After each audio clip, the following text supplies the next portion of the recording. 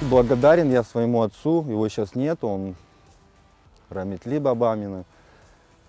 Я его очень люблю. Можно сказать, что он мне привил эту извилину в футбол. У меня папа еще судил игры в Таджикистане и брал меня всегда на футбол. Поэтому я помню, когда был очень маленький, после игры всегда с его друзьями тренировался.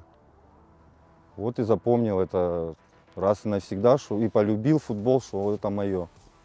Выбрал бы только футбол, потому что футболом всегда жил, бредил, у меня только был футбол. Меня родители всегда только знали, где я всегда. На стадионе могли крикнуть «Заур», и я бежал домой там, на ужин или на обед. А так все время я проводил в футболе.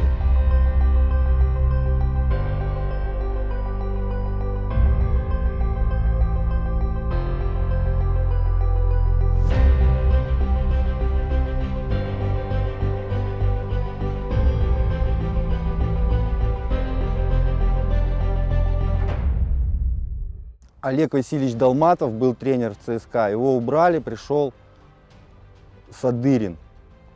Эти два специалиста, они тренировали сборную России. Мне посчастливилось с ними работать.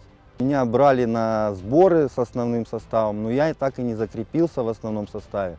Уехал в аренду в Кубань-Краснодар, потому что там же этот же тренер Олег Васильевич Долматов возглавил Кубань и забрал меня с собой. В Кубани я пробыл немного, получил травму, потом приехал обратно в ЦСКА, опять начал играть за дублирующий состав, восстановился. После этого меня пригласили в Реутов, подмосковная команда. Это была команда фарм-клубов ЦСКА, Спартака, Динамо. Все молодые перспективные ребята были там. Я там играл 3 года.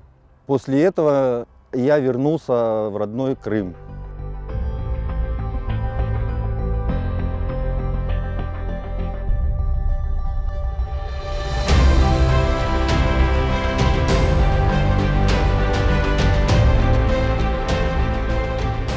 Когда выбирают капитана, тайным голосованием вся команда голосует про капитана каждые полгода. Вот мне посчастливилось, что спасибо всем ребятам, кто голосовал. Вот 3,5 года они мне доверяли, чтобы я выводил Крым-Теплицу. Провел в Крым-Теплице больше 100 игр. Забил немного, потому что я был защитник, 9 мячей. Ну, наверное, все они были головой. Можно сказать, у меня амплуа было разрушитель. Я мог подбирать все мячи, там, в подкатах, вырывать.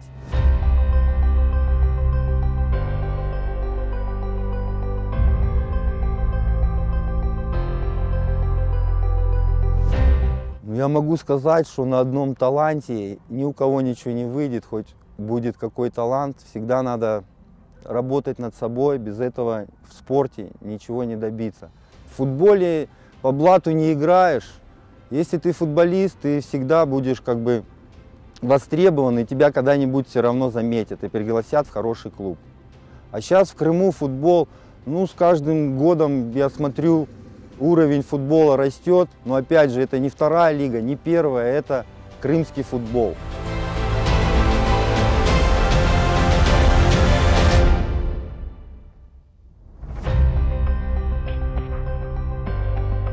Я прожил в Москве больше 10 лет.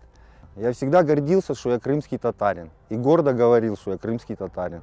Крым для крымского татарина – это родина. И любой крымский татарин всегда хочет жить на своей родине, видеть своих родителей, бабушек, дедушек. Я рад, что я родился крымским татарином. И рано или поздно я бы вернулся всегда домой, в свой родной Крым.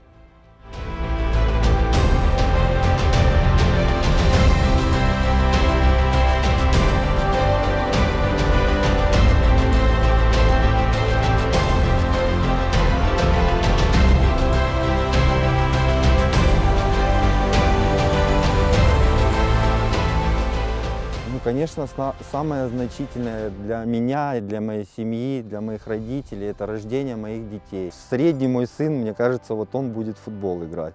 Старший не будет играть, а средний будет. Еще у меня в этом году родилась дочка, Камилочка. Вот у меня 3 детей. Я считаю, самое это, что я добился в жизни, что у меня есть 3 детей.